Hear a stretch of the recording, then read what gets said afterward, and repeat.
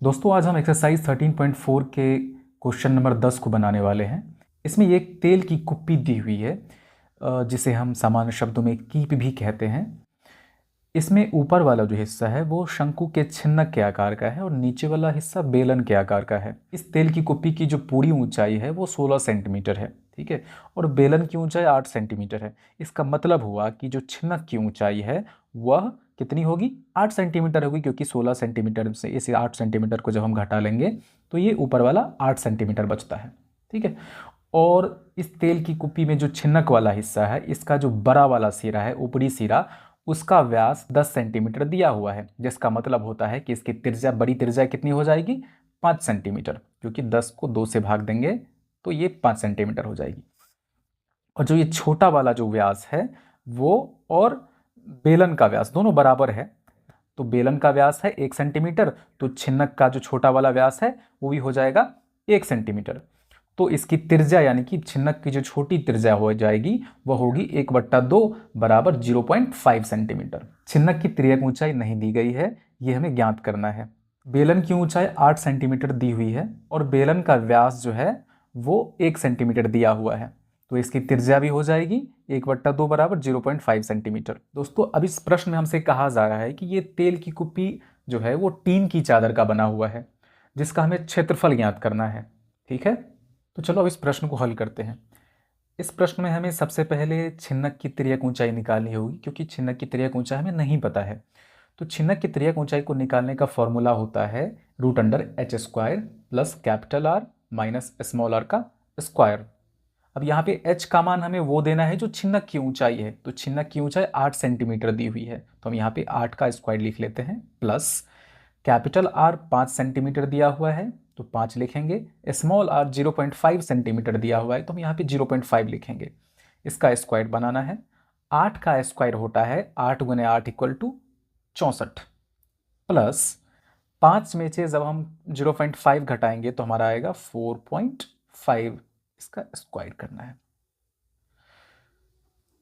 अब हमें यहाँ पे 64 प्लस 4.5 का स्क्वायर होता है 20.25। 64 में जब हम 20.25 जोड़ेंगे तो हमारा आएगा 84.25। अब जब हम 84.25 को रूट से बाहर लाते हैं तो आएगा हमारा 9.18, इतना सेंटीमीटर। अब ये हमारी छिन्नक की तिर्यक ऊंचाई कितनी हो गई, 9.18 सेंटीमीटर। दोस्तों हम तेल की कुप्पी को बनाने में लगी टीन की चादर का क्षेत्रफल निकालेंगे।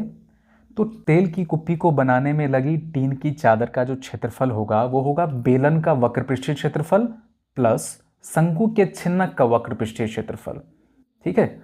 और बेलन का वक्रपृष्ठीय क्षेत्रफल का फॉर्मूला होता है 2πRH प्लस छिन्नक के जो वक्रपृष्ठीय क्षेत्रफल होंगे वो होगा πL into capital R plus small r। अब इसमें से पाई को हम कॉमन करके बाहर रख सकते हैं, क्योंकि पाई का मान पाई यहाँ पे भी है और यहाँ पे भी है, तो पाई को हमने यहाँ पे बाहर रख लिया है। बाकी सबको हम कोष्ठ के अंदर लिख देंगे। 2RH इसमें से बच गया तो 2RH यहाँ पे लिख दिए, प्लस यहाँ पे L बच गया, L लिख दिए, capital R plus small r बच गया, वो यहाँ पे लिख दिए हम। अब पाई का मान हम यहाँ पे लिखेंगे, पाई का मान हमको 22/7 लेना है, क्योंकि ऐसा ही लेने के लिए कहा गया है।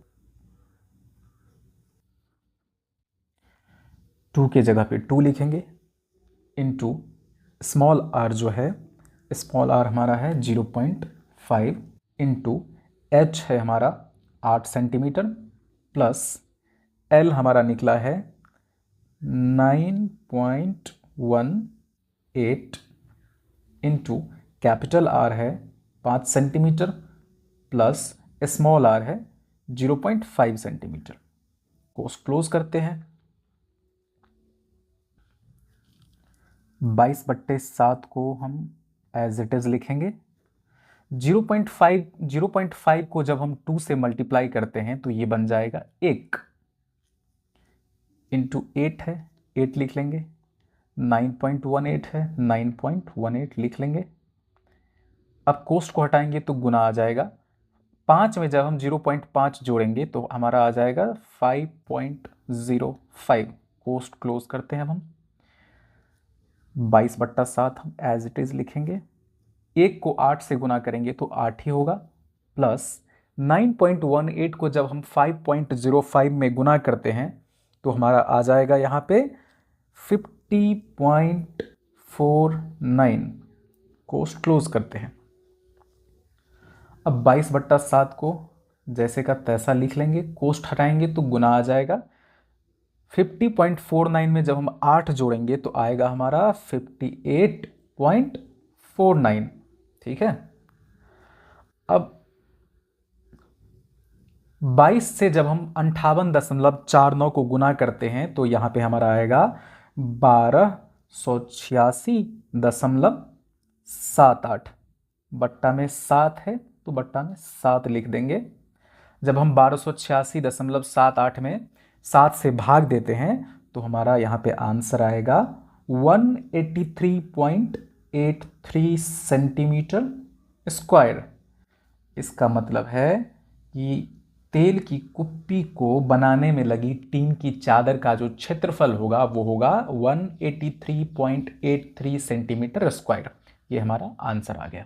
दोस्तों, अगर आपको इस सवाल को समझने में कोई भी दिक्कत आ रही हो तो आप मुझसे नीचे कमेंट बॉक्स में पूछ सकते हैं। मैं आपके सारे सवालों का उत्तर देने की पूरी कोशिश करूंगा। अगर आपको ये वीडियो अच्छी लगी हो तो वीडियो को लाइक कर दो और इस चैनल को सब्सक्राइब भी कर दो, ताकि आगे से आपको मेरी वीडियोज़ की नोटिफिकेशन मिलती रहे। ठीक है, तो मिलते हैं फिर एक नई वीडियो में नए सवालों के साथ।